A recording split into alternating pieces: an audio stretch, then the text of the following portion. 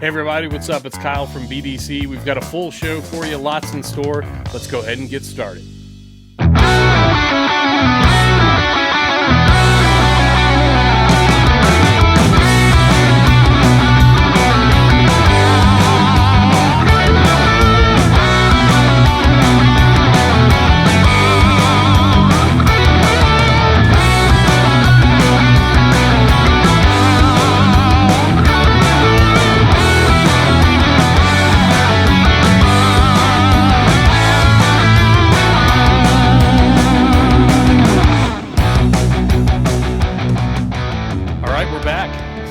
Episode 3 of Bottom Dead Center, presented by OSMT. I am your host and OSMT founder, Kyle Doyle, calling to you from out here in the windswept plains of Wyoming.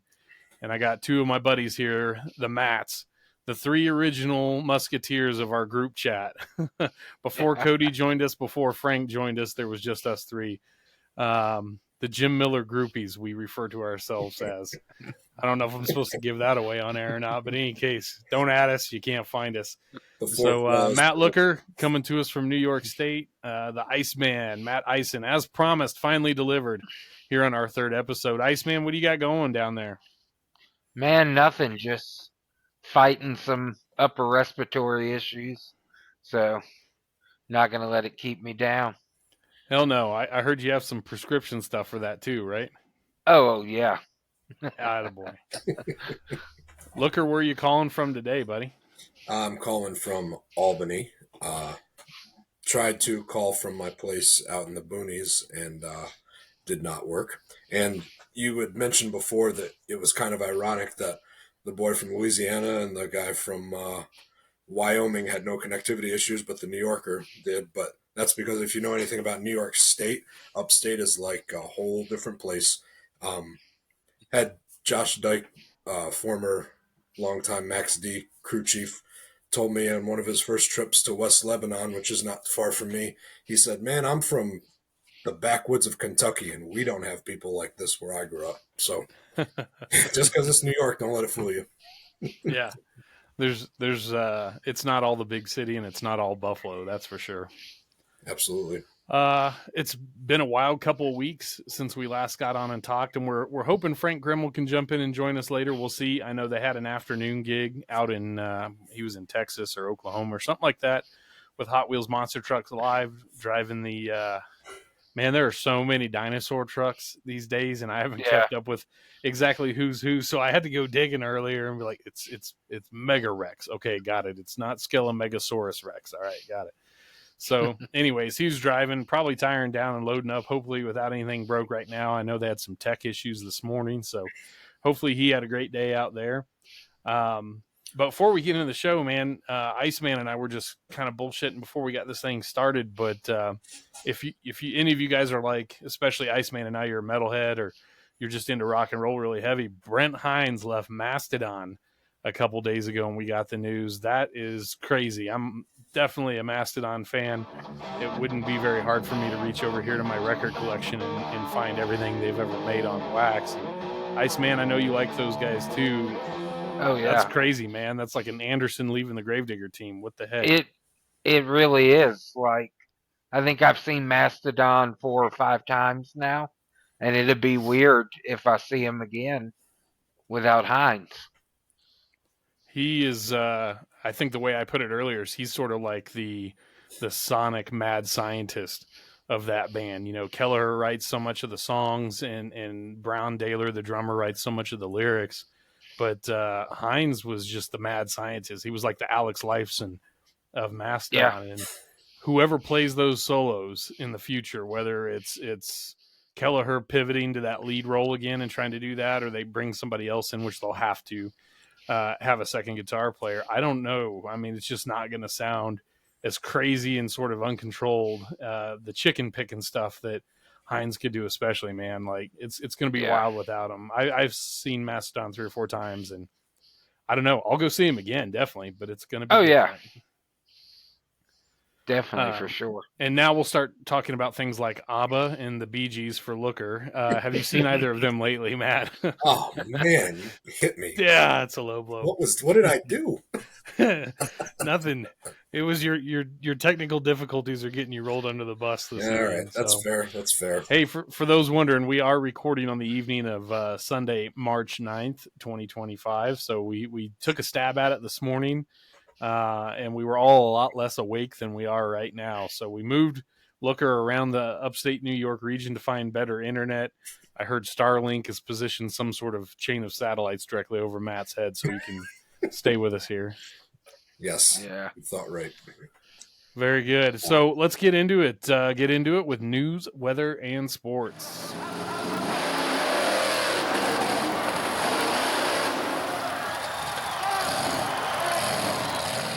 All right, so diving into a couple non-monster truck related motorsports topics right off the bat here. I would say I'm definitely the resident, racing nerd outside of monster trucks, maybe a bigger offender on that level than anybody else on the show. But a couple notes that I wanted to touch on and chime in if you guys have any feedback on any of this stuff. But, we talk about Cody and a lot of our other friends that work for Monster Jam living in the Tampa, St. Pete area. And IndyCar recently just had their season opener on the streets of St. Petersburg, and it did not disappoint. And, we were talking offline earlier today how Fox Sports has picked up IndyCar this year. It moved away from NBC, and I thought their coverage of it was pretty stellar. And I mean, what do you guys think about this? Fox has a good chunk of the NASCAR season still, which they're in their portion of it right now. They picked up the entire season of IndyCar for this year, and they still have NHRA. I mean, talk about having a pretty good stranglehold on a lot of American motorsports right there. Yeah, definitely. You're not kidding. And as long as it's a good product, that's a good thing, right? So hopefully they don't scale back anything because they feel like they have too much. A lot of NASCAR fans and pundits were kind of hammering on Fox because they thought that Fox was hyping up IndyCar over NASCAR at the start of the NASCAR season, even during like the Clash broadcast and the Daytona 500 broadcast and stuff like that. I think a lot of that is just Fox trying to get their money out of, their money's worth out of what they've spent with IndyCar, and try and draw viewership to it. But apparently the ratings were quite good. I thought the broadcast was great. I've been an IndyCar fan for a long time. I do miss Lee Diffie on the call, even though he's doing a great job for NBC on the NASCAR side later this year.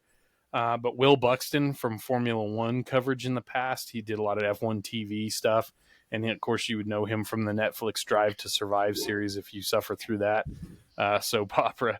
But anyways, he moved over to IndyCar along with some of the broadcasters that used to be with NBC. So I thought it was a great start to the season. There was very few cautions on a track that can certainly breed them, and it ended up with a pretty exciting finish. So we were just talking before we started recording. As a matter of fact, NASCAR just wrapped up in Phoenix, which, spoiler alert, if you live under a rock, by the time you see this, Christopher Bell won his third race in a row, which is pretty wild. Kid's off to a pretty dominant start. He's a dirt racer at heart like Kyle Larson. So considering all of us here in the monster truck business, we love dirt more than concrete. What do you guys think? Is there something to a dirt racer just having that knack to go out and attack no matter the track style? I think so. I mean, the obvious thing would be they can control it if it starts to give them a little too much oversteer, right?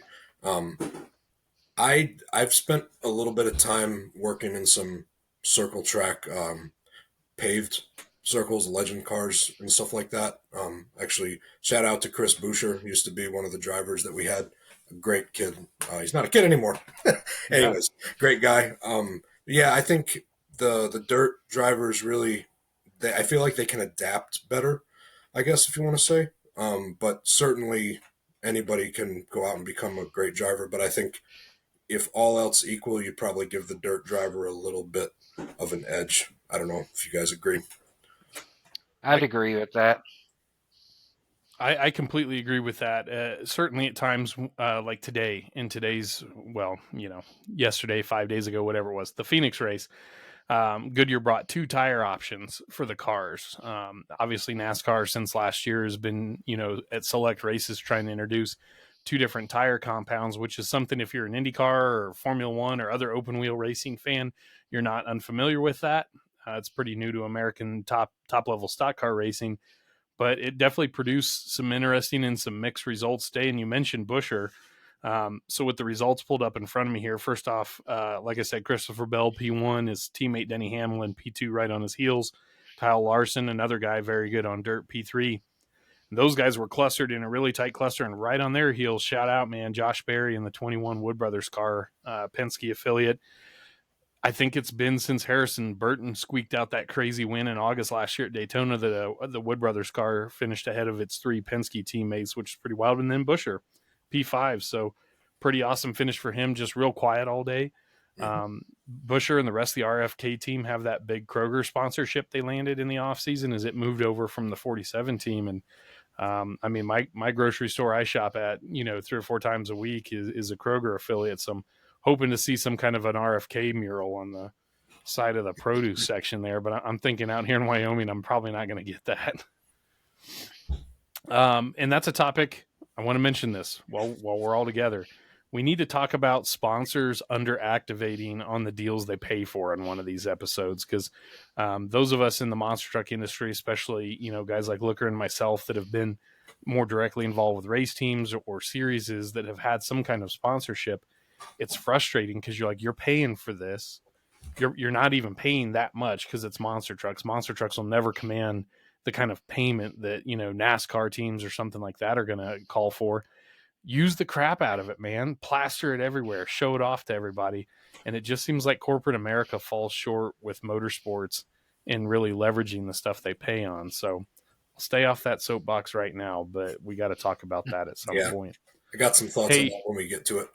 Oh, big time. And just, man, it's just crazy. So that's going to be a big earmark for us right there. I'm making a note of that now.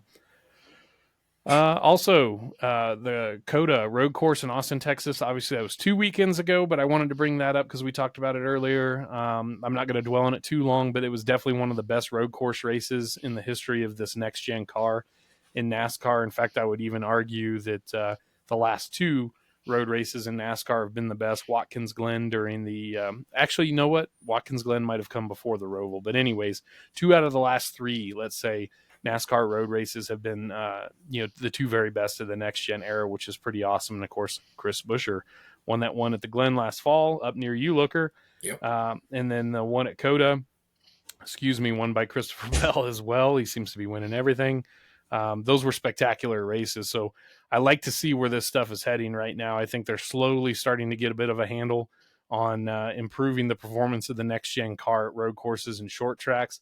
Although I don't know about you guys, even if you don't follow NASCAR very closely, I think we can all agree more power is always better.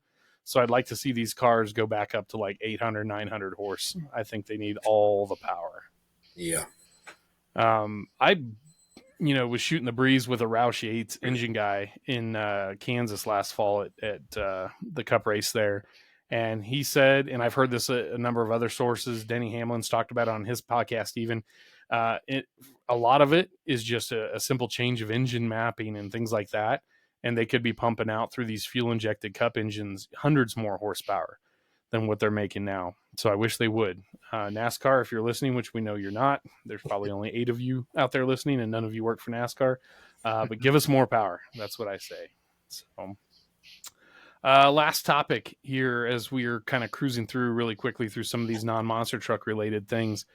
Formula One, 3 quick notes there. The new season of Drive to Survive on Netflix dropped on Friday, March 7th. For a shocking, what is this, 7th or 8th season? This is wild that it's actually persisted this long. I cruised through some of it this weekend, doing some chores and packing and things like that. And it's as dramatized as ever, I would say.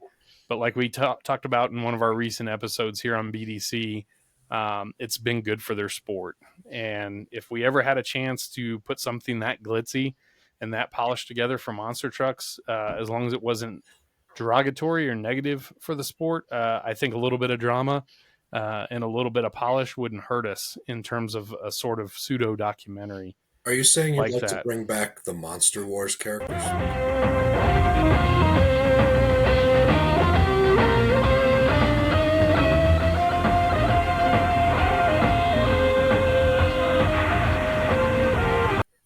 Ooh. That's really where I'm going with this. I knew Yes. it. I knew that's where your head was Has at. anyone reached out to Luann Lee lately? Hi, I'm Luann Lee. I don't know, but I think I saw the Predator guy down at the local family-friendly dungeon, if you get my drift. I'm just concerned about what decades of steroid use might have done to the Carolina Crusher guy and his temper. Yeah, and the blood vessels there probably burst in like 95 in his head. So who's the most healthy of the Monster Wars characters now? Is So- it the Taurus guy? The Taurus guy seems like Taurus or Equalizer seemed like they were the ones that went jogging in the morning, and the Yeah. Predator guy and Carolina Crusher guy might have woke up feeling kind of crappy every Yeah, morning. I feel like Equalizer, he's a superhero. He was at the gym all the time. Other than the stunts he would do catching bad guys, I guess, he'd probably be the healthiest because Taurus was a cowboy, right? So he's got the dust and the animals maybe to kill him. Although, In the Marlboro Reds. yeah, the Marlboros. Pack of Although lung darts in my saddlebags. there's But a joke in the medical field that the most stable heart rhythm is when you're dead, asystole. So really, the Gravedigger guy might be the most healthy because he's already dead. He's a skeleton. He's not going to change, right? He's got nothing to lose, and he's got the power of the supernatural on his Exactly. side. he's going to dig you a grave. He drinks whiskey and it just falls straight to the floor. So there's not even a liver to slow that stuff down. He's impervious to a hard night of drinking. It's your funeral, Equalizer. Yeah. Okay, so Formula One needs to have mascots for every team. Check that. We can get into which team. Oh, Mascots. take me back to 1992. Look at that. Oh, You got to show us the Okay. other side too. Show us the other side. Do it. Not that I haven't shown it yet, right? As I've been drinking it I don't all believe day. so. Yes. You can't show Camel it too Mud- much though. Camel Mud Monster mug with Joe Camel. I love it. So a couple weeks ago when we did the OSMT Tough Cuts double feature with Pittsburgh and Winston-Salem, I can trust that you were drinking out of that mug while watching those, right? Absolutely. Attaboy. Did it come with a complimentary ashtray or lighter or anything? So it didn't come with a complimentary one, but I bought the pair of them, and the same seller on eBay had the lighter, which was only like, it's only like that big, but it had the that Ford. I believe they used Virginia Giant as the platform for the truck there. So it's cool. I'll drop an image into this episode. I have a couple examples of their artwork saved, and Perfect. yeah, it was definitely a Virginia Giant, a very colorful reinterpretation of Virginia Giant. Yep. We'll get into Camel Mud Monster Series stuff in a future episode because there is a lot to unpack there. But it was recently brought to my attention by a couple longtime hardcore OSMT fan members that at the Winston-Salem show we featured on that Tough Cuts episode, there was like a buy two, get one free or something like that on cigarette packs at certain merchandise stands on the concourse level. Love it. And there was some kind of a beverage holder. I don't think it was the glass mug you have. It might have been a plastic cup or something. But for like $2 more, you could get this 32-ounce souvenir camel cup that you purchase with your smokes filled with a soft drink, or maybe a couple more bucks got you a beer. So, I mean, let's take America back to its glory days of when we could. I've never smoked a cigarette in my life, but I mean, it seems kind of cool still that you could go buy a couple packs of smokes on discount. Yes. For what? How times have changed. Well, sponsorship equals revenue, and fan participation equals revenue. So the last topic on this motorsports discussion outside of monster trucks was the $934 million revenue figure that Formula One in Las Vegas released jointly, stating that was their revenue in November of last year when F1 visited Las Vegas. So I don't know if they're cheating and they're counting casino revenue and all that kind of stuff into that figure. But regardless, over a period of just a few days, that's pretty substantial, income, however you want to cut it. I understand the residents in Vegas don't totally love the imposition of Formula One on top of their city, though. A lot of street closures and things like that. And, in monster trucks, especially, you'll be an asset on this question, Looker, because you're the veteran track builder. of us. But, when we take over a stadium or an arena, it can be a bit of an inconvenience to the building staff. But could you imagine having to take over an entire downtown area or major metro area just to build your track? That would be just the headaches alone at some of the larger stadiums that I've been to, and even some arenas. The headaches that arise just from a normal track build, I would not want to be not that I wouldn't want to have anything to do with a road course track, like a true street course track, but man, that would take some serious planning, and you got to be nice to the people you work with, because they could, like in an arena, one pissed off security guy that's head of security can make your life hell. So just imagine that times 100, with streets and stuff. That's an undertaking in itself. Iceman, from a photographer's standpoint, would you be more down to like shoot a road course proper out in the countryside where there's rolling hills and stuff, or does the dynamics of a city environment road course kind of interest you more? I'd be really interested in Vegas. I've recently went to Vegas within the last couple years, and really I like the neon and all that. So I think shooting downtown, neon, cool signs, it's what I'm about. I think the opportunity for really like postcard photos, rather than a super detailed photo of the race car, kind of painting the wider scene, the wider picture. A place like Las Vegas, or I tend to think of, the international F1 events like the Singapore Grand Prix at night, but everything's so well lit. And like you said, there's a lot of neons and buildings lit up. I mean, that would be, as a photographer myself, that would be pretty rad to get to shoot something like that. I would love to see, even if it has to be done in more of an exhibition way so it stays safe. I'd love to see monster trucks do some stuff on the city streets of a metropolitan area. And I don't mean just popping over a couple cars or something, but if there was any way to contain those things enough to where we could run a race pass down like a major city street, that would be so wild. The photos of a monster truck 20 feet in the air blasting off a jump, and there's photos being taken out the windows of buildings of a monster truck up in the air or looking down on one jumping. It's just a pipe dream. I mean, you'd never want to accidentally sail one of those things off into the side of a building, but I mean, man, it would be cool. Well, it was cool. Maybe it was 2 years ago now that Elliott did this stuff in Detroit. Yeah, the Detroit Auto Show. Yep. Yeah, I mean, that was really cool. All the stuff that got released from that. Yeah, just seeing like what does GM call their headquarters there, the Renaissance Center or something like that. Seeing those big buildings in the background was super awesome. So, and to your point of the background being kind of the focus of the shot, I've been involved with the Monsters on the Beach in Virginia Beach. That and the I haven't gone to the Alaska one that Brian Wagner does at the state fair there, but just the shots of the trucks doing like a cool jump, but the jump itself wouldn't make it onto any kind of highlight reel. But just like there's one of Blockhead that Danny Mass took where the sand is just blasting up from the tires and you got the ocean in the background, and then up in Alaska, I think it was one of the Groth's trucks with the mountains in the background. Just really cool. So yeah, I'm with you there with what you're saying.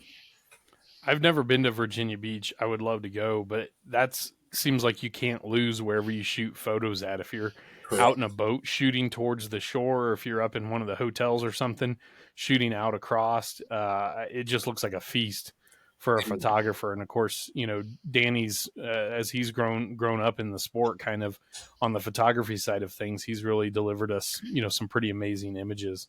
Absolutely. Oh yeah, Danny's always got something up his sleeve. I mean, some of the coolest photos I have from my last several shows driving at Bigfoot, Danny took those, and I still cherish those. So perfect segue. Let's get into more monster truck stuff. So kind of looking at things around the Monster Jam spectrum, our good buddy Cody had a hell of a weekend in Fresno, it looked like. Did some cleaning up out there despite some engine troubles. Not really sure how the points have shaken out yet as far as where he stands behind Weston Anderson, but want to give a shout out to Cody there. I don't know if did you see any of those clips or anything, but old boy was cutting her loose with the backflips and everything out there. Sure was. Yeah, I haven't saw anything yet. I have to check that out. There was some controversy among fans on one of the Facebook groups about how lenient Monster Jam is letting drivers do backflips, and I've gathered some of that's dependent on the confines of the arena. I think if you're probably in a hockey arena with dasher boards up on the sides, you don't need all 8 trucks slinging backflips out there. But the show in Fresno looked like a pretty big floor, and Cody was getting after it. So shout out to him. I think he had a Friday night overall win for certain. I don't know about the other 2 days off the top of my head, but in any case, even though he's not with us on screen or on the mic, he's always in the chat with us, and we love supporting him. He's one of the good ones out there. He's one of the guys that worked his way up from the ground, and those are the guys we love. So Absolutely. shout out to Cody on that. Frank is not with us yet, so we'll let him give us a Hot Wheels Monster Truck Live update a little later on here in the future. But you guys watching at home on our YouTube feed are going to be able to see this video.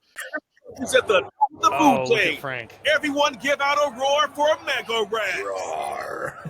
This is where I cut it in right now. Frank is just, oh. Look at the guts you got to have to send it. Air stoppy. Oh, yeah. What do we get? 3 backflip rotations? The wheels are still on? Wow. Amazing. Oh, not at the people, Frank. Oh. Oh, Frank, That's come on. that's one of those new barrier walls that they're trying out in Hot Wheels. Looks like it's working great.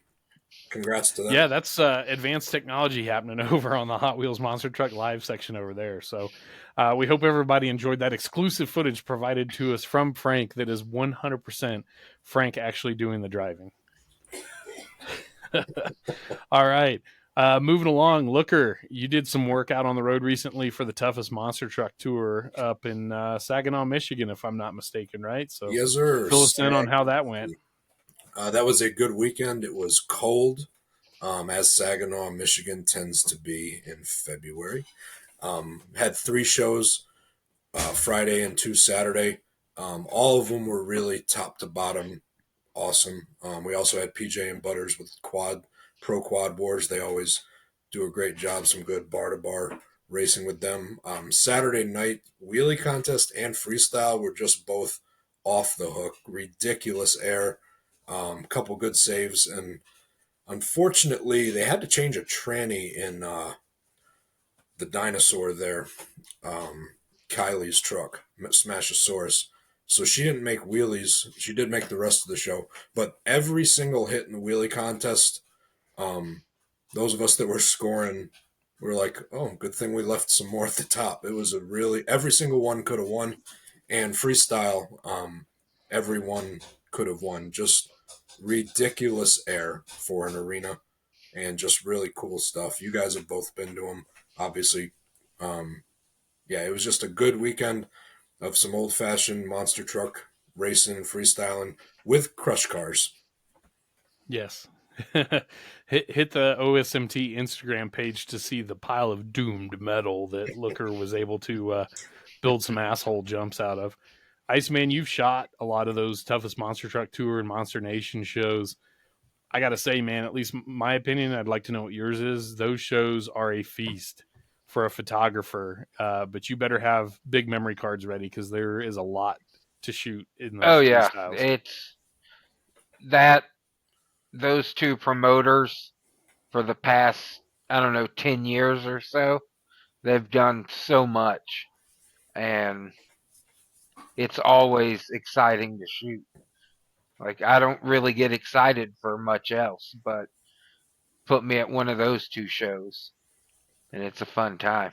You get a variety of arena shows down that way, and I imagine, and I'm not knocking anybody else's shows, but it's probably pretty hard to get as fired up to shoot pretty much anyone else's show after you've done one of those toughest or Monster Nation shows. Yeah, 100%. All right, so we got some footage that you just saw as we were discussing Saginaw dropped in there. Looker, tell us about that fire during that rollover, and where were you at during the event? Were you on equipment, or were you on the floor teching, or where were you at? So for toughest, I actually don't do the dirt work. Brian and Feeners, as we call him, good dude, Jeremy, They do the dirt work for that show. So I was actually on the sideline of the tabletop that didn't get cars stacked freestyle, if that makes sense. I kind of sit at what we call the 50-yard line there, and I'll respond to rollovers. So what happened with that rollover, I'm assuming you're talking about the veteran. Yeah. The veteran-owned truck, not veteran-driven truck, as it's never We're getting been. into that later, don't you? Oh, yeah. Yeah. So, yeah, he was. We have a whole new segment we're going to premiere for everybody here in just a little bit. But yeah, tell us about that fire. So that was just another big, just douchebag sky wheelie from Tyler Groth. He had no body on because they trashed the body in the afternoon show. And he landed, small confines of an arena. He was off by like 2 foot on the landing and sent the truck to one side. He couldn't save it. And that's what happens when you get hot tranny fluid on really, really hot exhaust. And it went out pretty much on its own. Just as kind of an aside, the onboard fire extinguisher system that every monster truck has to have is almost never used. I've only seen it once in a show that I worked at. It was a smaller fairground show, and the fire response that was there actually were moseying around the fairground when we were running the show, and the electrical system on a truck actually caught fire, and it burned up a good amount of the truck. So he actually deployed the onboard fire extinguisher, but it's rarely ever used because those fires go out so quickly. The tranny fluid fires. I don't know if I've ever actually seen anybody deploy their onboard. Right. I mean, only seen it that I way. haven't.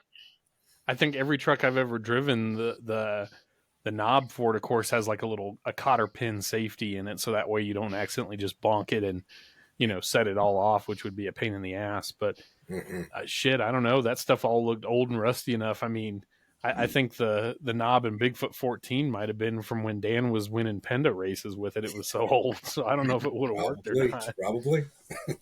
I mean, everything was tested and safe on that truck, I know, as far as that kind of stuff goes, but it just, you'd sit there and look at it and be like, God, I hope I never need that. I don't even know if it works. So yeah, I mean, the fire bottles are replaced, and we make sure they're charged every weekend, and they've got to be dated. So it's just the lines that are, they're not going to really have anything wrong with them. They change the fire bottles out every once in a while, but yeah, like you're saying, probably never been deployed since the mid-90s.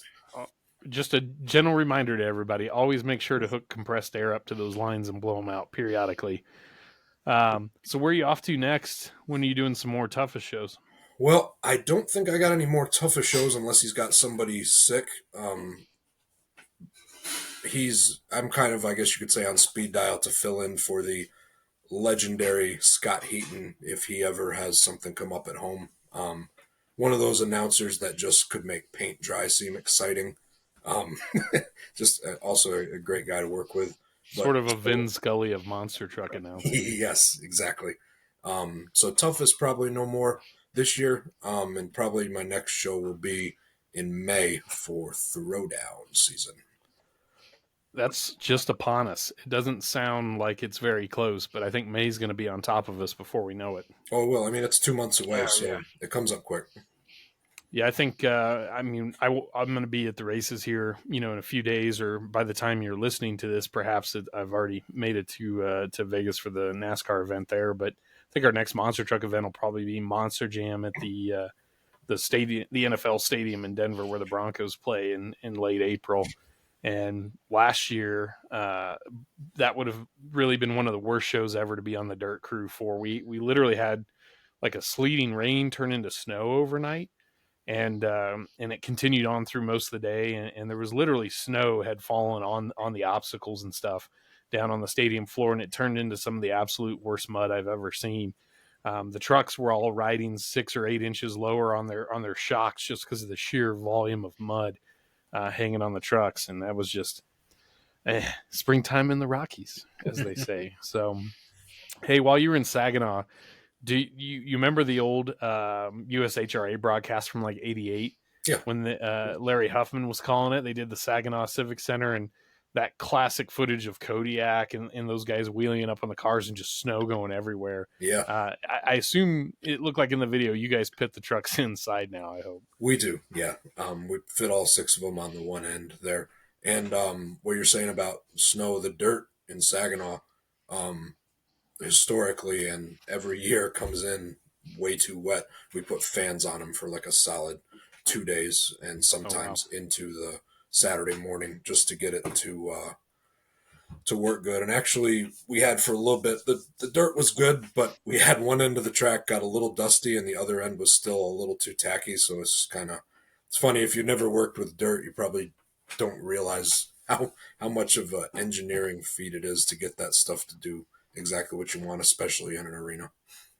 It's pretty finicky stuff, and of course, different parts of the country have, you know, different kinds of dirt. I mean, Iceman, where you're at down there, it seems like that sort of hybrid mix of like red dirt and clay is pretty prevalent down there, and that stuff they call that gumbo mud. Gumbo mud, yeah. You'll be forever trying to get the stains of that stuff off a monster truck. I can attest to that. Oh yeah.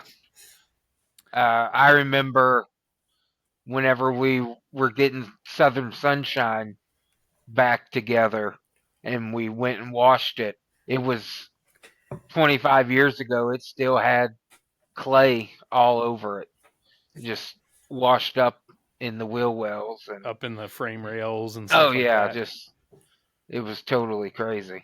Did Mart, we're kind of getting off track here, but I've been dying to ask you this. So obviously the caddy probably never went through the mud, but did Mart take Sunshine through the mud very often at all?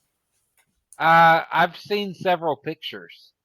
I haven't seen any video of it, but Jen Harris, Dale Harris's daughter, she's posted a picture of it with a flip-top body. Yeah, we were talking about that not long ago. I didn't even realize that thing ever had a flip-top body on it. I didn't know until I saw the picture. So by the time you got hands on that truck, it was all bolted and welded back down then. Yeah.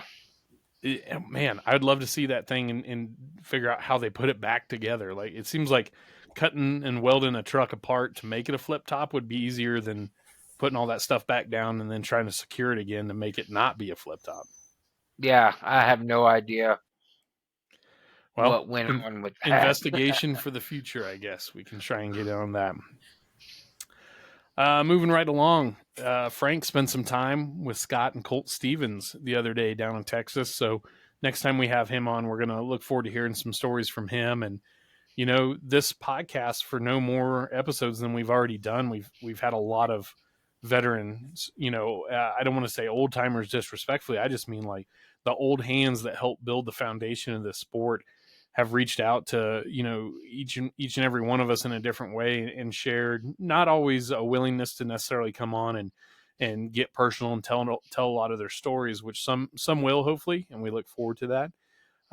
But I mean, just this week, and this is a strange flex, because to me it's not a flex. I've just known these guys for a long time, and of course one of them is a dear friend. But like, I was on the phone with Everett Jasmer and Jim Kramer this week separately. I'll have you know, we were not on a three-way calling thing there. That would probably be beyond both of their expertise or willingness. No disrespect intended, but you know, they're listening to the show, they're checking things out, and you know, we're never going to be the Dale Jr. download of monster trucks, but if we can get some of these guys to come on, and you know, Jim's already committed to come on, and Everett's committed to come on, and get them to tell the human side of their stories, you know, as fun as it is to talk about, you know, the technical aspects of it, I guess you would say, or, you know, the hyper nerdy, you know, well, what were you thinking when you were driving at the Superdome that day kind of stuff.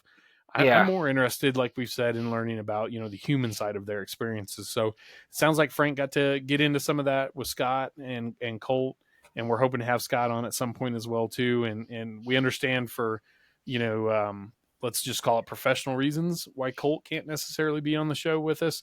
If he's just off camera helping his dad with the technical side of it and also chirping him the whole time, we'd be all right with that. So that offer's out there. Hopefully Frank can make that work for us.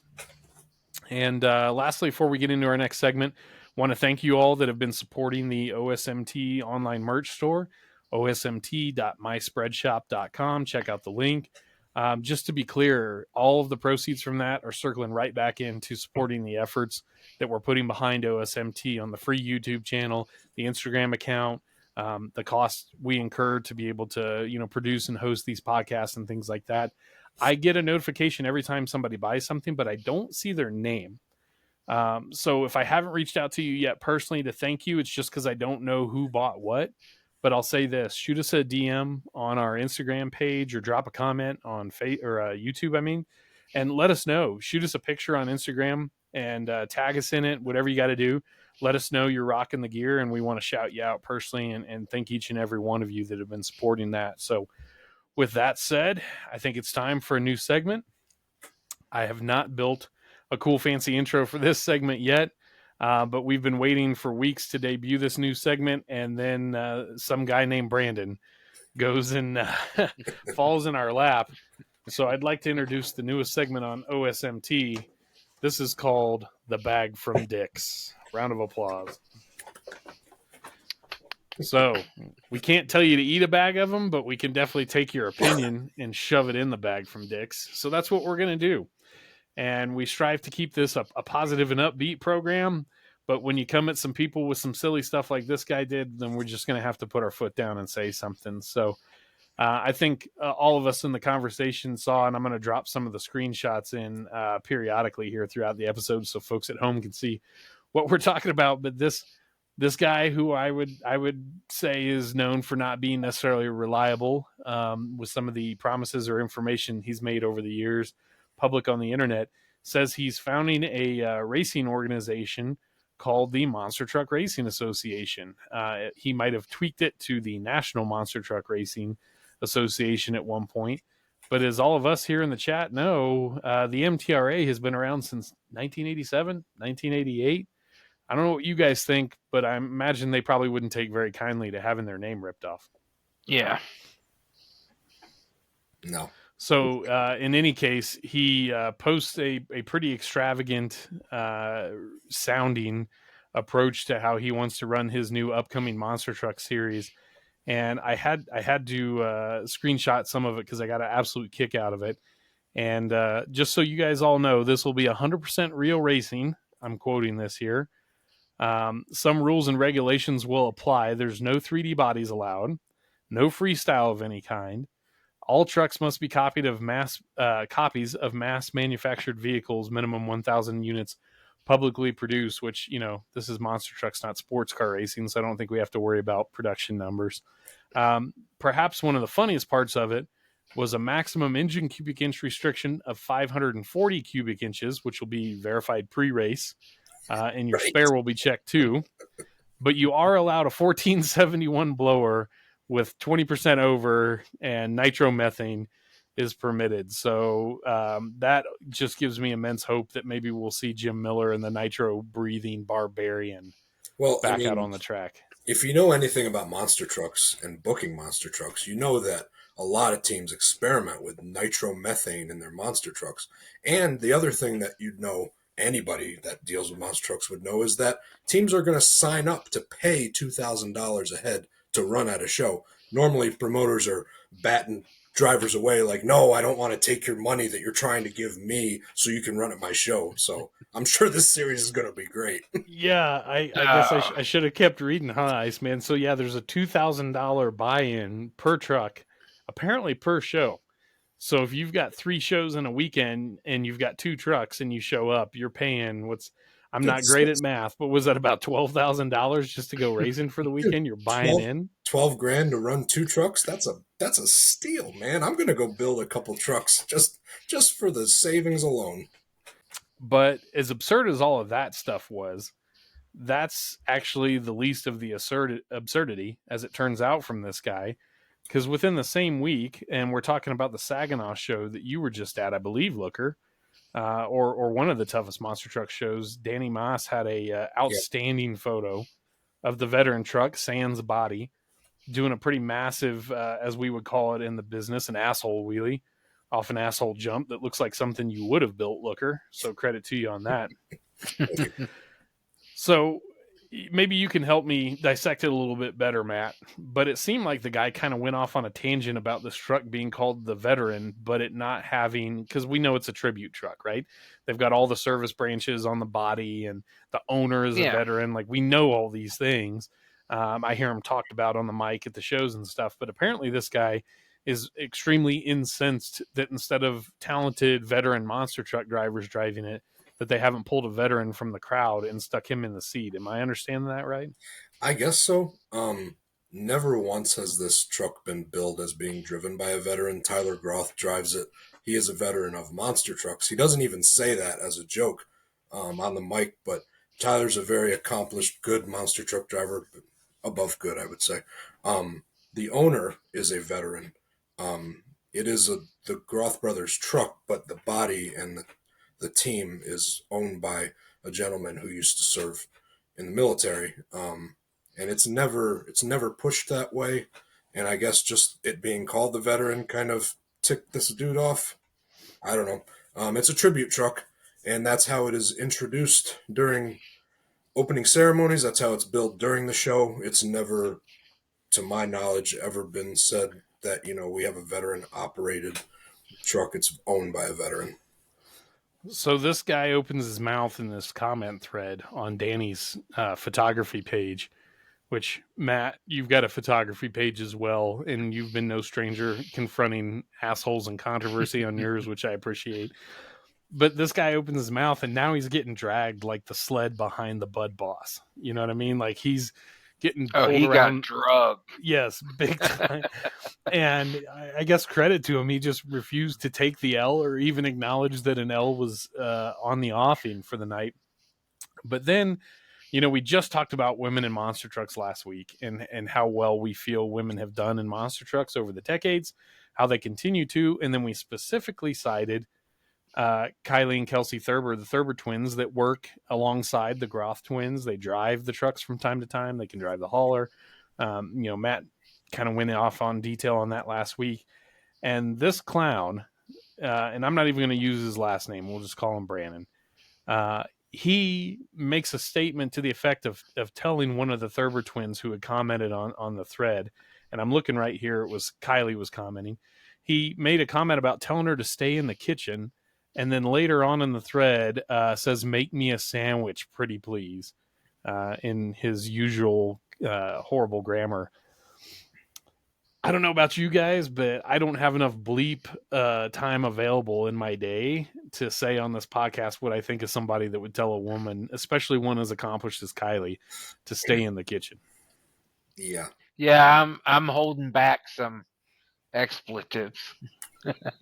Just the fact that she was actually driving at that show, it made it just silly. Like, I guess. Yeah, she drove in Beaumont too. Yeah. She won racing. Yeah, she won finals one night. Though. Yeah, Friday night, the one night I was there. Yep. I mean, these girls can work circles around, anybody like this dude. But to say some misogynistic shit like that, I mean, I'm not trying to get on a big time soapbox or anything like that. Whoo, lordy. I mean, those girls will whip this guy's ass. I mean, let's just call a spade a spade. These girls don't need anybody else to whip this guy's ass for them. They can do it themselves just fine. So, hell, they probably whip all. Show to the bag again. Yeah. So, in any case, if I had more time, now's when we drop a video edit in of this guy's face superimposed on the sled as the Bud Boss drags it in circles around the Seattle Kingdom circa 88. Instead of the Bud bottles on top of the sled, it would be his face. Yes, yeah, just riding the weight box all the way to the top, taking the L, and there's nothing he can do about it. So we're not going to give this clown any more of our time. Shout out to the Thurber twins for the good work they're doing. Shout out to the Groth twins for the good work they're doing, and the entire veteran team. Love the message that you guys are putting out there, raising awareness, for the appreciation of our military, our armed forces. And this dude can just piss off with his fake racing series. So in any case, that concludes the very first Bag from Dick segment here on OSMT. We hope you enjoyed that part. All right, we're going to take a quick intermission and some words from our sponsors, and we will be back With the second half of our show, we'll get into our Roundtire discussion, and there could be a little controversy as we discuss amongst ourselves what we think and who we think of the first monster trucks to do, and I quote, monster truck shit. We'll be back for the second half here in just a moment.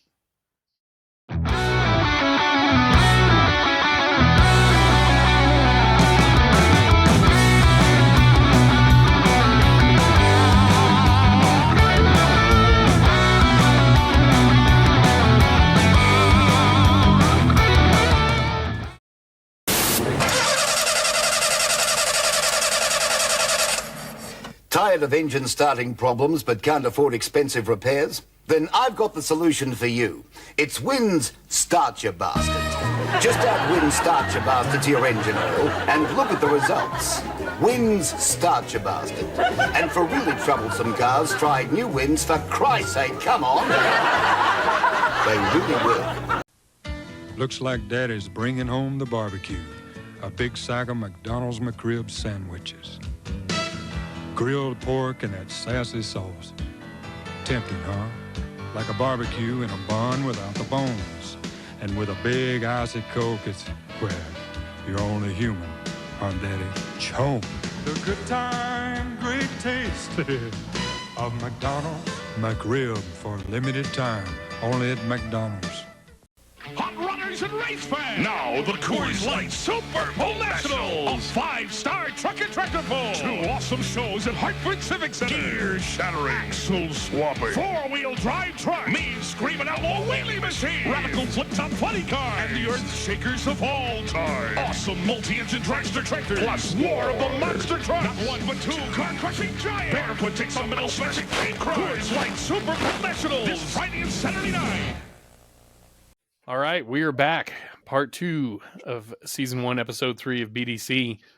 What do you think so far, boys? Are we knocking down all of our list of topics all right, or do we need to just keep piling it on? Because I kind of think we should, with this Roundtire discussion, we're really going to pile it on the folks here. And I don't know, if the King Kong video we released last week wasn't enough to stir things up, then this conversation might do it.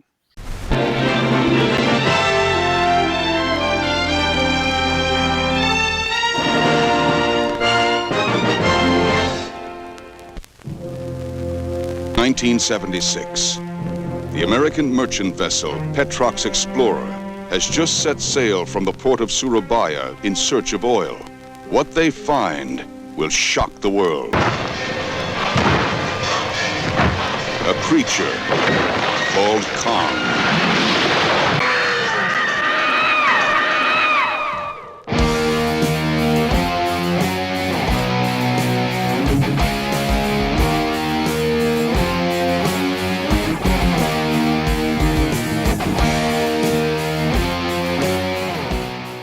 Agreed. I think we should get right to it.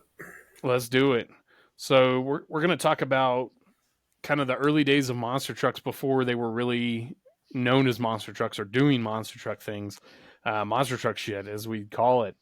So I shared some images with you guys, and we're going to share them for the people at home too watching. But of course, you know, Bigfoot literally has trademarked the phrase "the original monster truck." And I don't know what your guys' understanding of that is. Mine, especially from having worked there, you know, I feel like the imposition given off is that Bigfoot was the first monster truck, and that's all there is to it. But history shows it may not have been the first truck to crush cars. And I mean, that's putting it pretty soft. I mean, it wasn't. But it might have been truly the first truck to be called a monster truck, and to really glamorize and professionalize and market and make a living with the term. So I guess to start with, let's begin with the Bigfoot element of this, and then we'll get into Mud Rat and King Kong and some of the others. But starting with you, Looker, kind of where do you stand on the phrase "the original monster truck," and what does that really mean in relation to Bigfoot and the sport in your eyes? So first off, I don't think it's a miss or wrong of Bigfoot to brand themselves that way, because it was the first publicized monster truck. I don't think anybody is going to dispute that, right? Like, that was the first one that people knew crushing cars in the Silverdome, right? Like, nobody did that on that stage before. Did other people have trucks with similar tires? Obviously. Did other people run over cars before? Maybe. But he was the first one that took it to that level and got paid, which I don't think getting paid and doing it professionally makes you the first monster truck, but that's just one more aspect into the lore, I guess you could say. Kind of like a total package thing. I mean, Elvis certainly wasn't the first human being to play what we would call rock and roll music, but he called himself the king of rock and roll, or people call him the king of rock and roll. And I mean, perception is key, right? So in the minds of many, or at least in the taglines, Elvis is the king of rock and roll, right? I always liked when they would refer to it as Bigfoot, the king of the monster trucks, because then, for one thing, that has nothing to do with it being the first. And if I was doing something, I'd rather be the king than the first, because the first, you could have done it terribly. And you could have dropped off after your first time, but the king implies that you've been there a long time and you're the best. I like that point, man. So, Iceman, what are your thoughts on that, kind of as far as how the original monster truck phrase relates to Bigfoot? Yeah, I agree with what Looker said.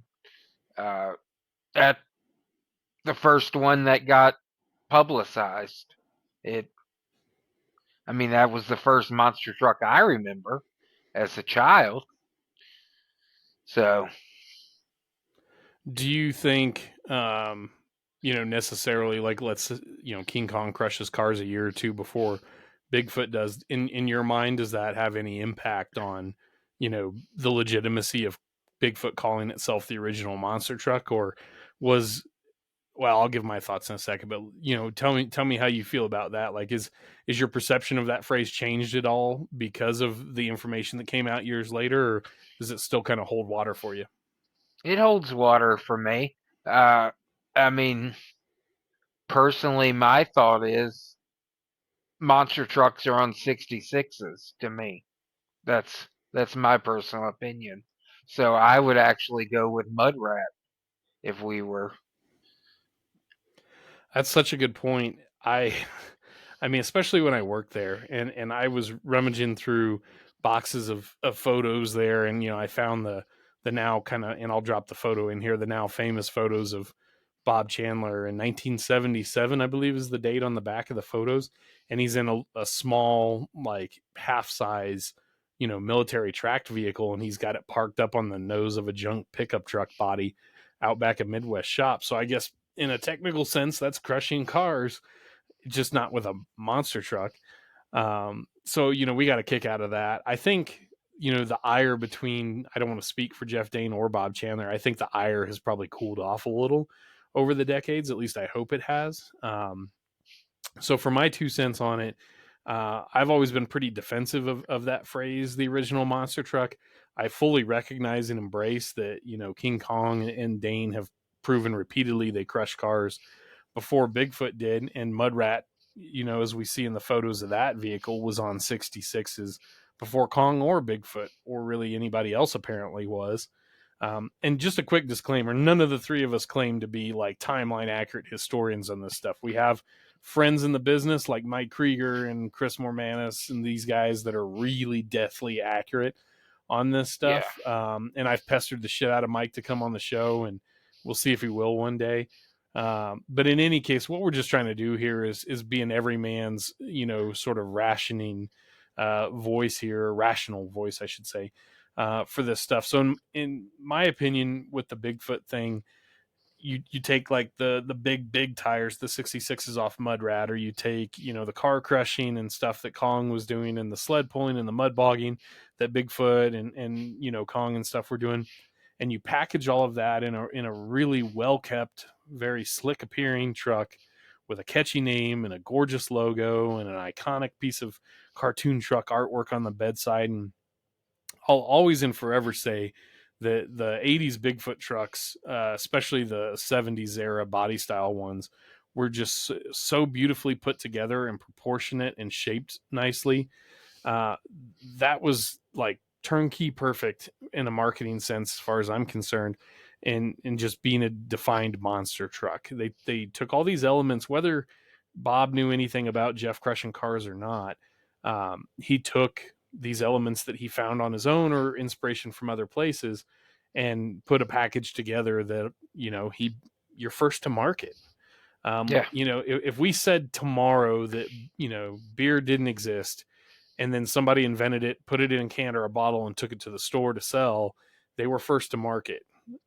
Even if other people at home were making the exact same thing for a long time, until they put it in a package and put it in front of the people, sold it for money, and called it what it was, then you got beat to market, I guess. That's right. I feel remiss in not mentioning the 66-inch tire being part of a monster truck. Iceman, that was absolutely nail on the head. I know that original footage of Bigfoot crushing cars nose to trunk or nose to tail that Bob said he had in his shop when he hadn't gone to the Silverdome yet, that was maybe what you call first. I'd call it a car crush. I mean, obviously a car crush, but it's hard to call it a monster truck if it doesn't have 66s. Yeah. The 48-inch monster trucks, they're not just monster trucks, right? They're smaller tires. And nowadays, a mega truck is not a monster truck, regardless of what anybody says. There's a lot of big differences, even in ones that run similar tires. So, like, someone wants to take their mega truck and turn it into a monster truck. Well, you'd be better off spend less time and have a better product if you just built one from the ground up. You can take a monster truck chassis and turn it into a mega truck, and you're going to have a really heavy mega truck, because monster trucks at their core have a whole lot more going on than a mega truck or an off-road desert truck or whatever else you want to call it. Crushing cars with a 66-inch tire makes it a monster truck, in my opinion. You're absolutely right. I think those are great points, and it kind of comes back to something I've, kind of let out there as my opinion for years, is what defines a monster truck isn't strictly by what it looks like, or what parts are hanging on it or aren't hanging on it, but what are the job duties it is tasked with? What are you doing with it? So when King Kong in that King Kong promo tape we released last week was crushing cars, then yes, you absolutely can say, and you kind of have to say, King Kong crushed cars before Bigfoot did. But King Kong doesn't look like a monster truck. It looks like a really big pickup truck. And when they put the 48s on it, it starts to look a lot more like a monster truck. Just like Bigfoot 1 was certainly, in my mind, not a monster truck. And then you put the 48s on it, and we see the photo here of, Dane and Chandler side by side with their trucks, kind of swapping places there and stuff, which is really cool. Different width 48s, but still the same, size tire. Are they a monster truck yet? Oh man. I mean, they were the biggest thing going at the time, but I have to agree, the 66-inch tire is just that iconic thing that makes a monster truck in my mind. And you can go bigger to the 73-inch tire, or you can do the Bigfoot 5 dance and all that kind of stuff. But I mean, no one's making monster truck generic merchandise with 48-inch tire trucks. They all look like they have 66s on them. That's right. I would also argue, though, with Mudrat, to Iceman's point, it has 66s on it really early on. I mean, this photo I was given from Arrowhead Stadium that I was told was 1981, Mudrat has 66s on, clearly. Good-looking 66s, as it turns out. And then there's this other photo that I showed you guys, and we're going to share with the viewers, and Mike Krieger shared this with me as well. Some kind of contraption that may or may not be related to Mudrat. I'm not entirely sure. But it's got I love the driving gear, for one. Can we just get down on this dude's driving gear? He has what appears to be blue jean bib overalls with no shirt underneath. And he could have anything ranging from a stainless steel mixing bowl to a chrome bicycle helmet on. I'm not really sure. But this looks to be late 70s, early 80s on the outside. And he's dialing up this mud pit, presumably with these basically flat 66-inch tires. So there was vehicles out there with 66s on them.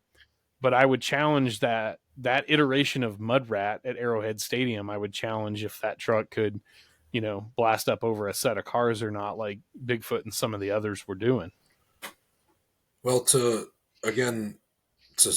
hit back when I was talking about mega trucks, in the way you're describing it, like in the mega truck world, there's bog trucks and there's race trucks. There's other ones, and it's what they're doing. You wouldn't have a bog truck go out and hit a long racing pass, and you wouldn't have a race truck try to go through 5 foot of mud. They're not built. They're built to do two different things. So, like you're saying, that possible mud rat contraption, you call it a monster truck? That's why we're discussing it, because it's not for sure. Yeah. I've had people make the argument to me that a monster truck also needs to have rear steering. But then I think about trucks like USA 1 that rarely ran rear steering, at least the 88 truck. Jesse Berge from Playing for Keeps almost never had rear steering. Certainly he had rear steering in one show. I've heard this from a couple people that worked with him a lot. He had rear steering in one show. He put it on because everyone was like, you got to have rear steer. And he took it off after one show because he didn't like it. And anyone that says Playing for Keeps and Jesse Berge wasn't a monster truck and a monster truck driver, you're wrong. All the way back to Missouri. Look who's coming back out. We got a brand new paint job on this little lady here. Well, Playing for Keeps is a truck that Jesse Berge, in a non-TNT event, actually rolled recently. He's got her back together. New paint job, but he has to take on the world champion, Equalizer. He also changed brands. He went over to GMC. Let's see what's going to happen. He runs a smaller engine. Berge taking a bad bounce. He's in trouble. He's trying to power out Scott. He pulls it back. Whoa, you talk about some heads-up driving. Jesse Berge just saved his hide right there. Yeah. And if rear steer's the case, when was that? In the early 2000s when GMC had a truck with the automatic rear steer? Quadra steer. Yeah. The best four-wheel drive donuts in a snow-covered parking lot as a GM tech, or so I've heard. Not me. Oh. I was just going to ask, Looker, you worked on a lot of GM stuff. How did that system work, real quick, as an aside? Did it straighten out at a certain speed? Yeah. Yeah. So actually, it would not do the typical opposite facing, non-crab walking, I guess. It wouldn't do that at certain speeds, above a certain speed. When you had it at the higher speeds, it would crab walk to the side. So if you're on the highway and you're towing a trailer, it would move sideways like a crab walk. And then in low speeds, you would have the traditional sharper steering with it. I couldn't imagine doing a donut in a monster truck and just be ripping and then kick my rear steering completely the opposite direction. Oh, we're going too fast. Got to throw it the other way. Like, that sounds catastrophic. So obviously the GM engineers were not fixing things with heavy hammers like the way we do things in the monster truck business. Well, to be fair, GM engineers aren't fixing things. Well, there's that too. As rigging things. Will tell you. So I look forward to having Everett on. Him and I talked a little bit. I was on the road a couple days last week, and so I had a little bit of time to talk to him on the phone, and we got a cool photo to drop in the group right here of Everett behind the wheel of Bigfoot. And Bigfoot is on 48-inch Goodyears here, used, as you can tell by the wear mark, the wear bar around the tread there, which is pretty interesting. But Bob Chandler had hauled Bigfoot up to Everett's Off-Road Specialties up in the Minneapolis area for an open house, I would imagine, or a grand opening, something along those lines. But, you know, Everett was not too far behind Bob in a lot of ways with, you know, building a truck that did monster truck type stuff. And then we have to mention Russ Gearhart as well, too, with his truck. I mean, I just keep pointing back to rock and roll. There was a lot of things happening in the late 40s, early 50s that added up to the explosion that became rock and roll. And different artists, you know, I mean, Sister Rosetta was playing rock and roll licks in like the 20s and 30s and stuff, right? If we got anybody out there that knows who that is. So there was things happening that were adding up to a combined package of rock and roll.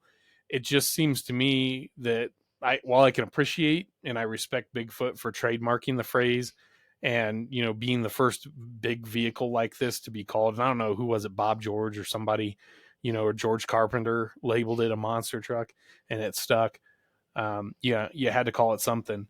But I mean, heck, you think back to World War II, there was, you know, army tanks and half tracks that probably drove over some pummeled Fiat in the French countryside on their way towards kicking the Nazis out of France. So people have been doing monster truck stuff for a long time. it still kind of feels to me like Bigfoot was able to combine a lot of those disparate elements into one package that was somewhat worthy of the label. Agreed. And Yeah, I think if you take that thought process and move it into the present day, you almost can't call a really old school like monster truck from 1983. You can't even hardly call that a monster truck nowadays. I mean, you can, but if you show up at a monster truck show and you have 5 traditional monster trucks, say 2 Jerry Beck, 2 Throttle Monster, and a Tim Jones, and then you have like, oh, I don't know, Intimidator from back in the day. Even the smallest kid there is going to realize that one of these things is not like the other. Now, I don't know if you don't call it a monster truck because it was back in the day, but nowadays it's not. Things evolve and you can't just stay the way they were. That's when the stage designators for stage 1, stage 2, stage 3, I mean, That's look fair. at the difference between Bigfoot 8 in 1990 versus a modern race truck that Patrick Enterprises has built for Team Bigfoot now. Those two vehicles are so dissimilar that, you know, we're clearly into stage 4. However you want to define stage 4. You know, we passed up stage 3 stuff, I don't know, probably what, 2007, 8, in that era, or like when CRD chassis and stuff started coming out and kind of changing that game a little bit. So the job duties change for monster trucks. I mean, crushing cars, you know, in the wider sense, is less of a truck's job now. So to your point, stage 1 trucks, while they're still monster trucks, they're not even capable of really performing the job duties that stage 2 trucks were being asked to do. You could not take Bigfoot 1 and go be competitive on the TNT circuit. And they had to do some TNT shows with Bigfoot 2 when it had been retrofitted with planetary axles and the 87 body. But I mean, that truck was just not built for that kind of a job. You know, that's what 4 and 6 and later 7 were doing. But then those trucks certainly couldn't do what was being asked of Bigfoot 8, 9, 10, and so on in the Penda days and things like that. And then now we get to today's age, and Bigfoot 8 is, you know, even if it was as well prepared as the team was willing to make it or could make it, would be wildly outclassed and horribly unreliable, really, compared to what trucks are doing now. I mean, how long are those cantilevers in the rear going to last if you're stuffing them into sets of cars or dirt mounds and things when you're doing wheelies? So, you know, wherever we're going with this, your point is absolutely spot on, Looker, that the job duty assigned to a monster truck helps truly define, is this gigantic truck on huge tires really a monster truck, or is it completely something else? I mean, I think we've all seen mega trucks, and you know more about those things than I do as far as their categories go, Looker, but I mean, I know you've seen them. Like yes, they're on 66s, and yes, they have nitrogen shocks, and yes, they have a cradle, and yes, they have 4 links. But imagine that truck squaring up for one of your jumps at Toughest Monster Truck Tour and planting the ass right on top of one of those dirt tabletops or on a step up or a jackrabbit. That thing's going to scatter. It's not built to do that job. And actually, that's good you bring that up. One of the events that I've been involved with that's not a Toughest or a Throwdown show is Monsters and Megas. That's what Lebanon Valley Speedway in West Leb runs now. And it, as the name would suggest, half the field are mega trucks. And they compete on the same track, not in the same class. We usually run the winner of Monster Racing and the winner of Mega Racing will make a side-by-side pass just for fun. Which in a straight line race, the mega truck has the advantage by a lot. But the first thing that came to mind when you were saying that is when we're building the track, the jumps have to be different. And we have a few jumps that will be just for monster trucks because the megas really would not fare well hitting them. But the racing lanes for the monsters and a few of the freestyle obstacles, we cater to make the mega trucks actually able to hit them as well. Because like you're saying, if you go hit a Toughest style jackrabbit, that thing's going to land, and that's going to be all she wrote. What do you guys make of some of the I don't want to call it controversy, and I don't want to speak for Jeff Dane, but I mean, I've seen some pretty strongly written, words from him, about this topic and things like that. So, how do you think the monster truck industry would have went differently in the 1980s if Jeff Dane would have had the phrase "the original monster truck" trademarked and on King Kong and not Bigfoot? Like, hypothetical situation. Is in your opinion, is he the kind of guy that would have been able to grow this thing similar to what Chandler did and make something of it like that, or would things have maybe gone differently, do you think? I really have no idea. That's something I can say has never crossed my mind. What if somebody else did what Bob did? I It think would have been wild to think about how different like the trucks might have been. I mean, would we have seen diesel power, much more widely used and for a longer period of time or something? well, the diesels wouldn't have got into the arenas. I'll tell you that much. That's fair. Although before he passed away, Dave Radziras had the diesel XDP truck running in an arena. We actually had it. I think it might have been his first arena show in Bossier City. Iceman, you know where that's at. Oh yeah. I mean, even on full throttle, that thing would barely puff any black smoke. But back, heck, even 10 years ago, any diesels that made power are billowing black smoke. So would it have been in a stadium, an outdoor stadium? Maybe. But even then, you're still going to somewhat, smoke the crowd out. It'll dissipate because it's open roof. But I think less of a King Kong perspective and more of just on the diesel. I don't think the monster trucks would have made it to the point they are today. And especially back then, the performance of a diesel would not touch an alcohol motor or a race gas motor. Nowadays, Yeah, it's different apart story. from torque, I think they were pretty outmatched. Yeah, 100%. And that's not to say anything about today's diesel trucks because they do a whole lot more as far as performance. So, in my bit of research I did for this, I came across some pretty interesting stuff. So, sometime around I believe it was the 40th anniversary of Bigfoot, which would have been around 2014. NPR had done a bit of a feature, and it was an audio feature. So, I'm going to have to quote, the text transcript of this stuff.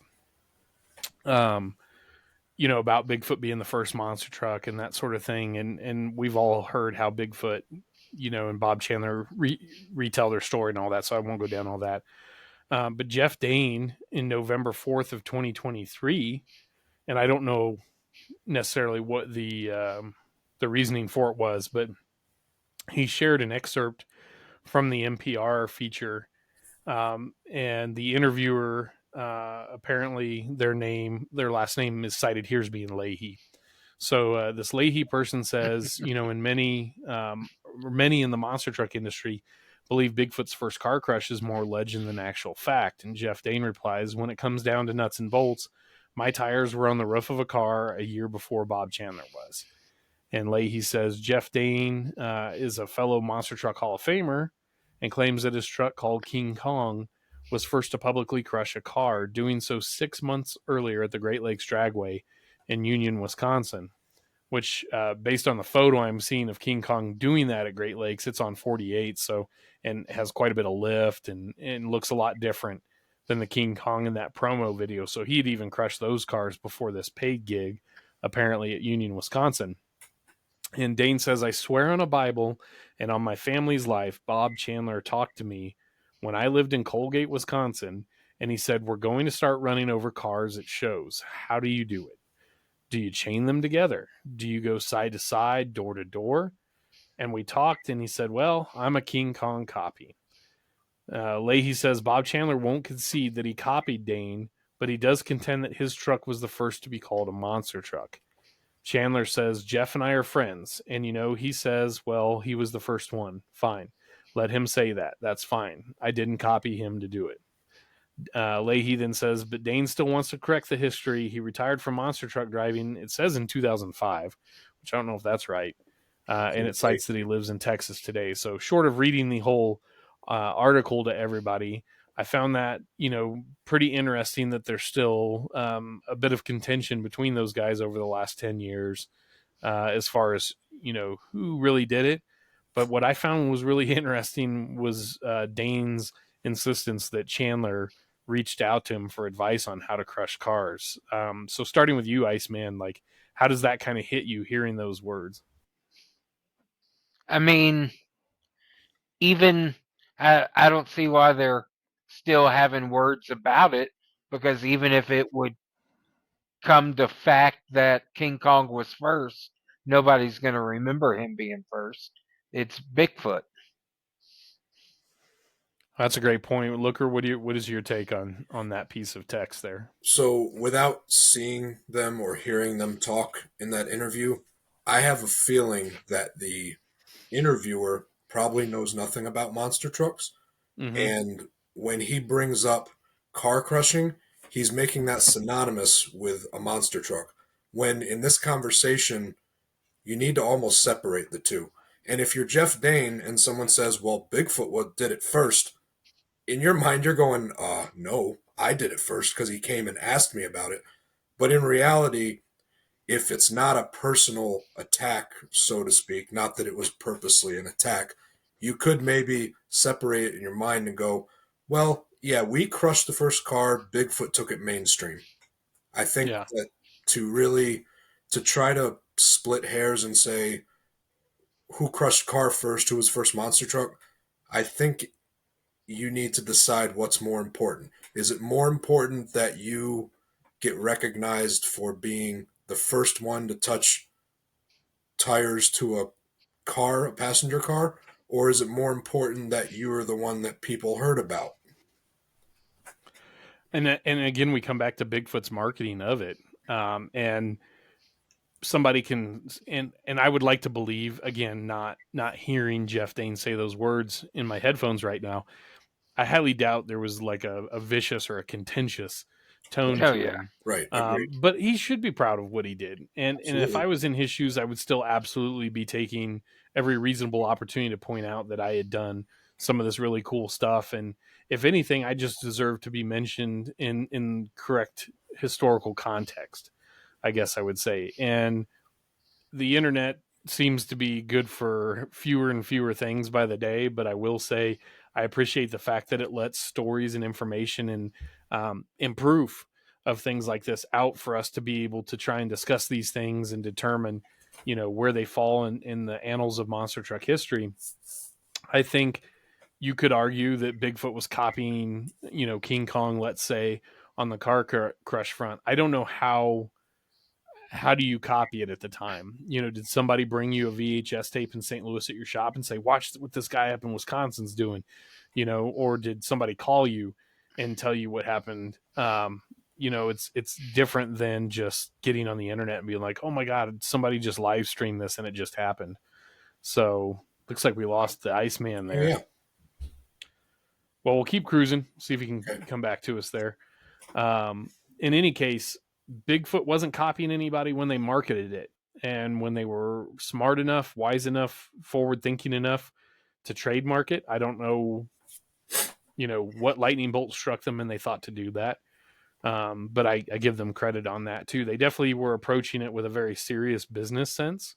Yes. Rather than a sort of like, hey, look at this fun toy we built. Pay us money to come to your show.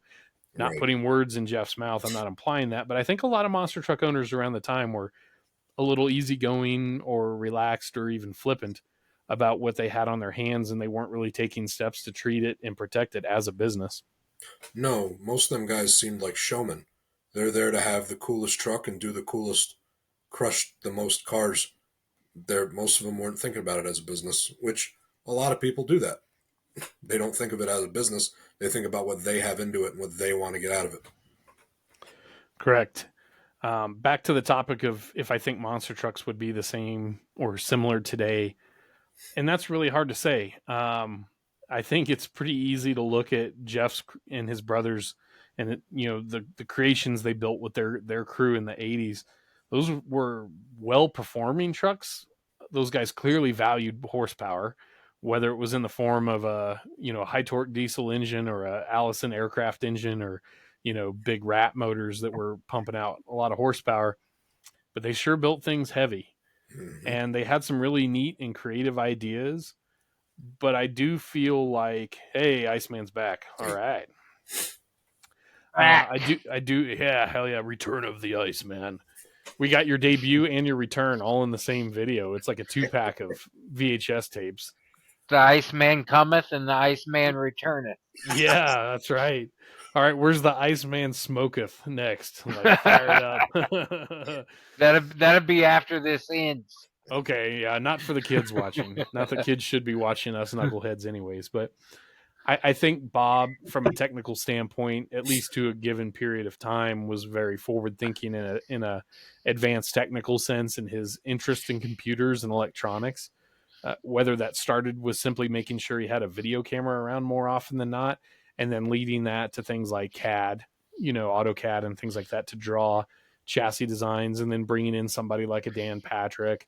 Those were pretty forward-thinking ideas, and I don't know if those necessarily happen if Jeff Dane and King Kong take the place of Bigfoot in the story of monster trucks through the 80s. I think as a little footnote, since this is the OSMT podcast, one of my favorite events from Tough Tracks, which is the show that I grew up watching when I was a kid, one of my favorite events from them was 1990 in Bowling Green. And now knowing how Jeff Dane and Bob Chandler were rivals, if not malicious, but they were rivals, it had to give Jeff Dane such satisfaction for him to bring his old King Kong truck out to that event when they already had Awesome Kong running. He brought the old truck out to that one and spanked the entire show, the entire lineup of trucks, including Bigfoot, head on. So just the way that they were back then, and where I think the Danes were trying to keep up and reach where Bigfoot was, as opposed to beating Bigfoot on a regular basis, not to take anything away from him, that show had to be really satisfying for them to just outright beat everybody at a long... Which show did you say that was again? I'm sorry, I want to look that up. It was Bowling Green 1990. A long outdoor track where the truck had to work good, and King Kong was just obliterating everybody. Gravedigger, Carolina Crusher, he beat them all. And I think he lost in the first show because they had some driveline problems go out, and they said they had to make like a couple 100-mile trip to go pick up some parts for the second show. And the second show, they just cleaned everybody's clock. Also, shout out to Jesse Berge for having one of the cooler saves in racing in the shutdown area for that period of monster trucks. That's what I remember of that show, is playing for keeps. Yeah. Let's try something out here. We're gonna try and break new ground on the Bottom Dead Center podcast here. So I'm gonna share screen with you guys again, and we're gonna take a look at a little of this Bowling Green action right here. First off, that's some classic Gary Porter right there. If you guys can see it at the same time as me. Yeah. Beautiful golden locks and the trucker cap there on Porter. But as we're getting through the show, and this was race one, Looker, so you said King Kong went out, and this one with driving issues. Here we go. There's a King Kong run. Yeah, so we're taking on nightlife here. We might have to do full episode reviews once in a while here. Mystery Science Theater 3000. What was that? We need to do a Mystery Science Theater 3000. Oh, man, here we go. Oh, we're smoking. We got shit going everywhere. Oh, hold on to her. I think that was the race where he lost all the driveline problems. Man, that thing was a handful. And this is, of course, before the infamous Myrtle Beach Yes. event. And launches it. Something coming out of the right side of the. Okay, a drive shaft came out, Scott. Well, you saw it right there. My Great goodness. camera shot. We'll have to make sure to drop this run in for the fans so they can just gauge our reaction to it. On this head-on shot, you can see the parts flying out as it goes into the air. Just from a safety standpoint, yikes. Yeah. That was a big chunk of steel that came out. I don't know what the Danes built their drive shafts out of back then. It looked like quarter-inch thick square tubing, maybe. I don't know.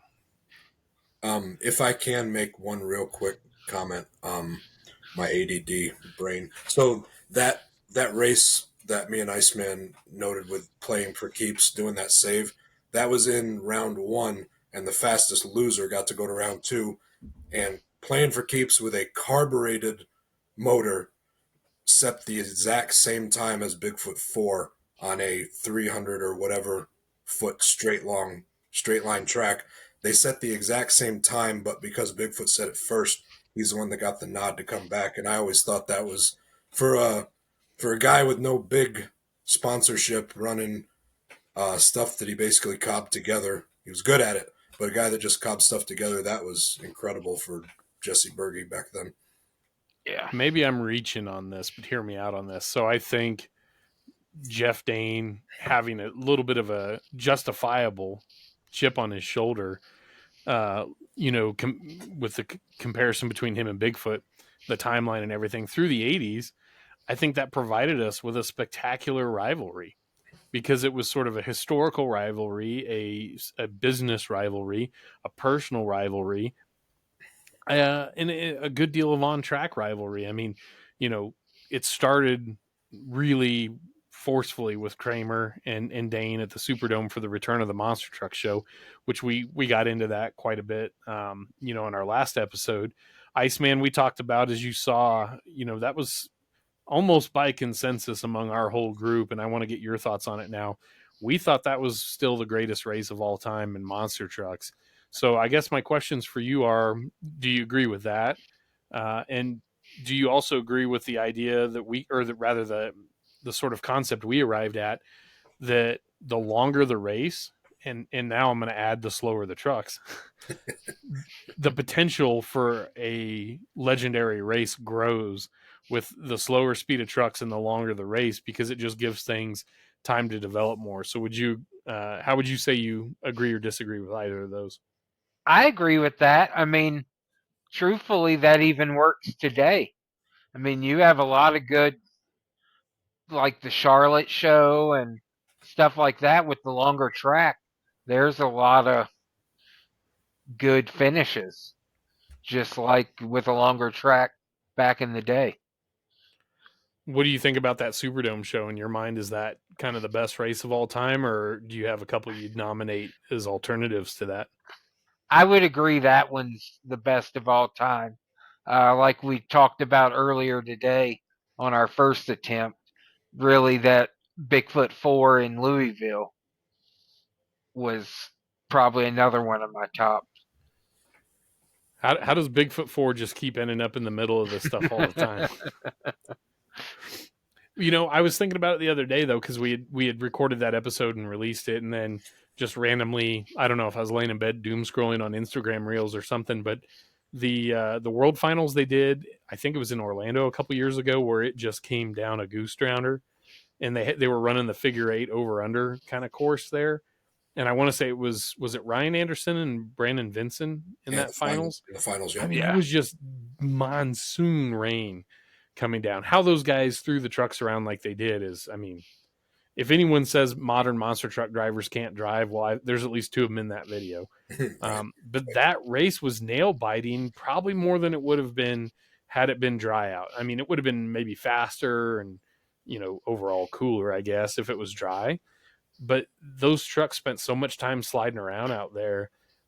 I mean, it felt like you had a day to watch the race unwind. So I got to give a quick shout out, on this topic of greatest races.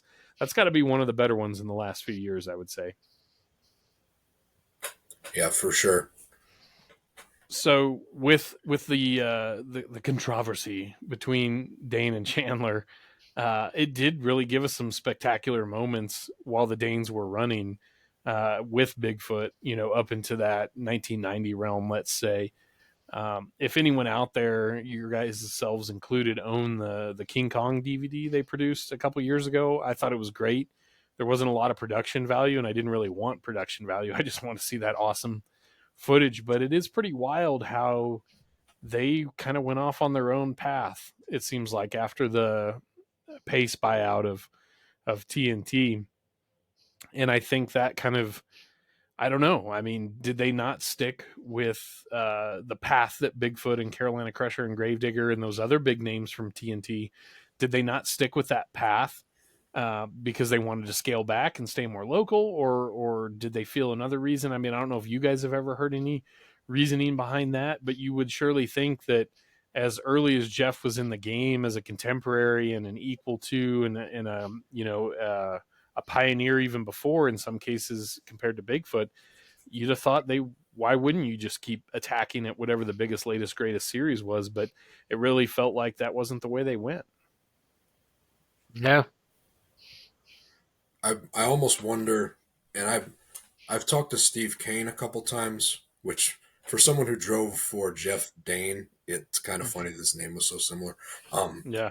Anyway, I've talked to him a few times, but never spoke to Jeff Dane. I almost wonder if Bigfoot having that corporate money back then and being able to be, let's be honest, being able to be the best for a long time, if that just sort of wears on you, trying to keep up with that.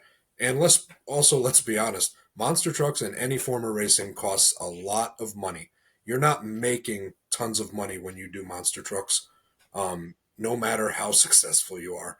And in fact, the more successful you are, the more parts you're going to break, which costs more money. So I almost wonder if after enough time, just that grind of trying to keep up with a truck that you used to be even with and never really getting to that point because they have just so many resources and are able to be so good.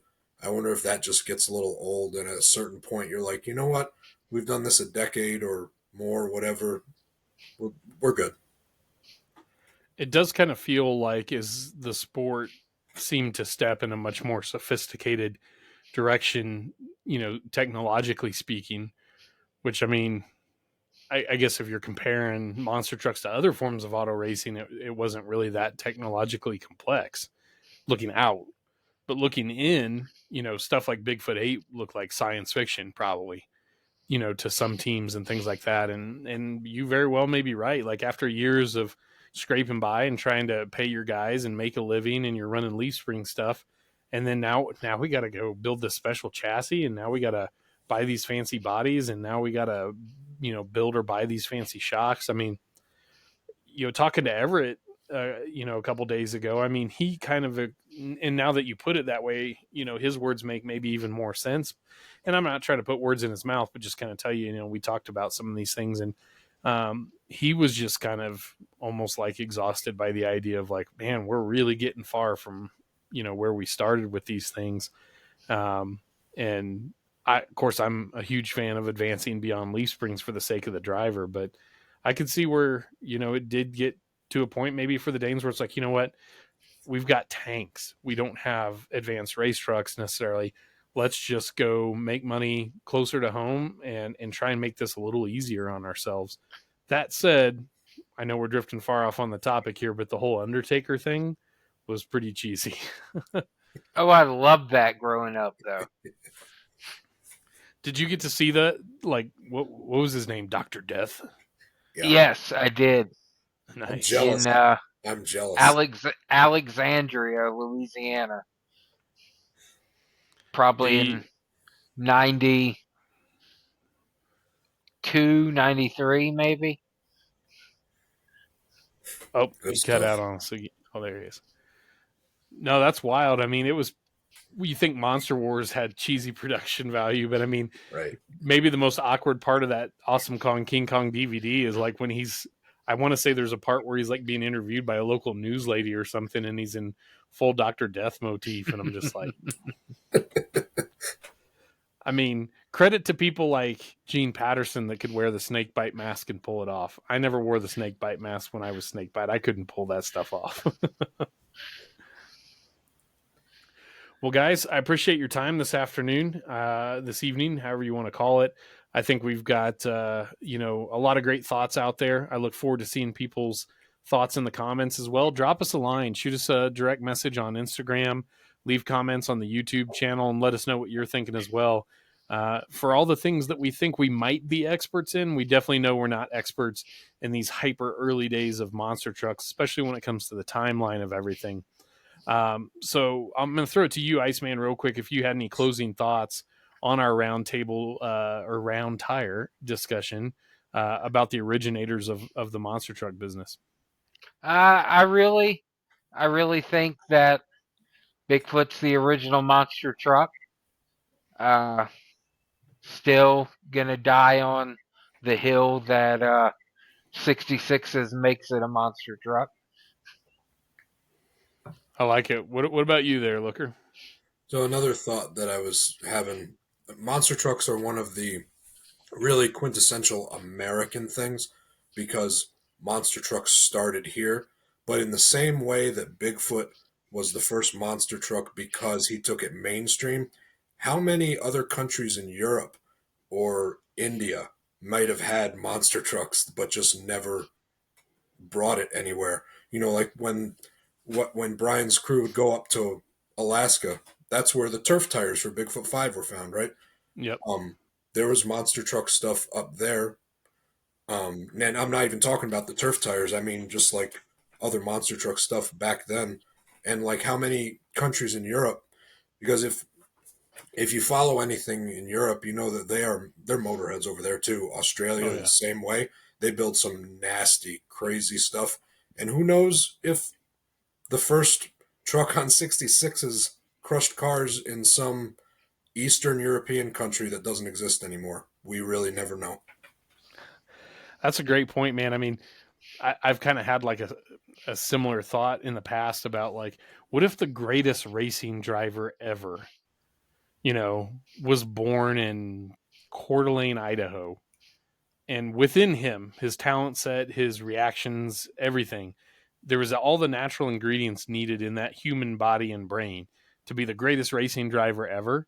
And he never got the chance to live up to that potential because maybe he never made it past the local go-kart track before life took them in a different direction or something like that. So there's a lot of what ifs you can play with that. I think there's a good deal of documented evidence of oversized truck type vehicles dating back to even like the 20s and 30s in some of these remote areas that had more hostile terrain. I mean, it seems like tundra or snow, type terrains have caused people to really get creative with the kind of vehicles they've modified or invented to get themselves around, in those areas. And to your point, like the tundra tires for Bigfoot, I mean, those tires were created in the 50s, which is pretty staggering to say that they're still holding up in some capacity today, even. So in any case, in your mind then, kind of closing thoughts. So Bigfoot, the original monster truck label, is still deserved on there, or is it more of like what was the World Finals where there was like 8 people that had to split the freestyle title? Is it a shared title? No, I think original monster truck is Bigfoot is deserving of the title original monster truck because he was the first one that took it mainstream.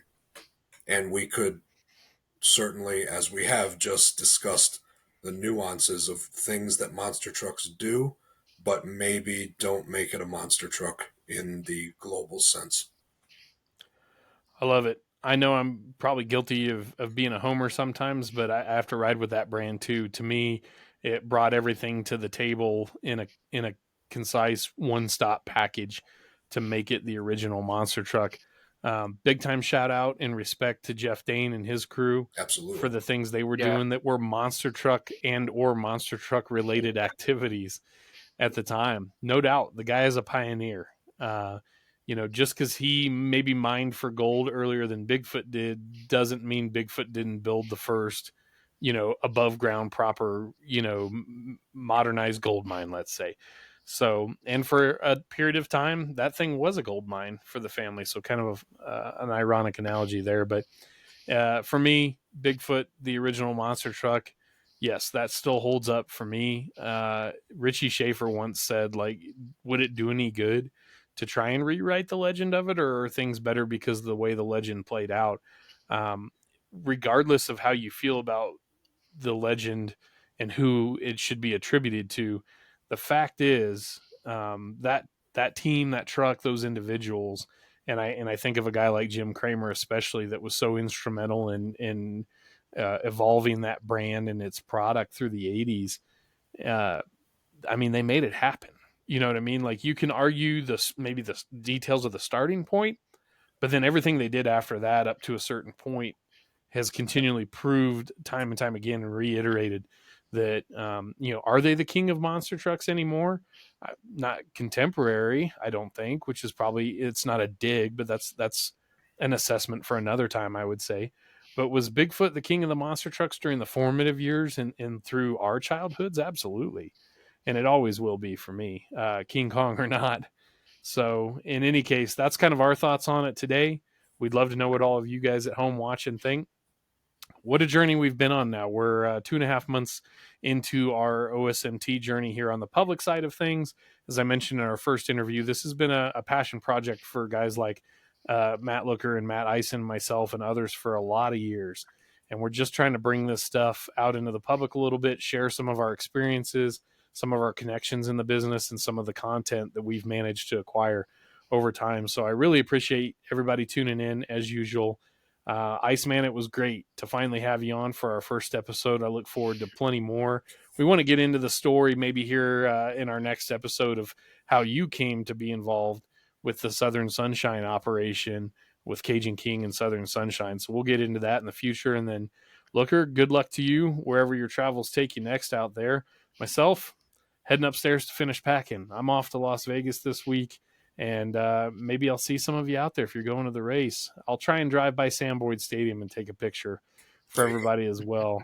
Chris Mormanis, by the way, shout out to him. Thanks for the Pennsylvania Mountain Monster koozie, by the way. He challenged me to head into Fremont Street area and try and find the building the old Race Rock was in, which feels like a strange pilgrimage considering there's probably just a random casino there now. But see what I can find for all you OSMT folks while I'm out there. In any case, I'm Kyle Doyle. That's Matt Looker and Matt, the Iceman Ison. We're signing off. We'll see you guys in a couple weeks' time here on Bottom Dead Center.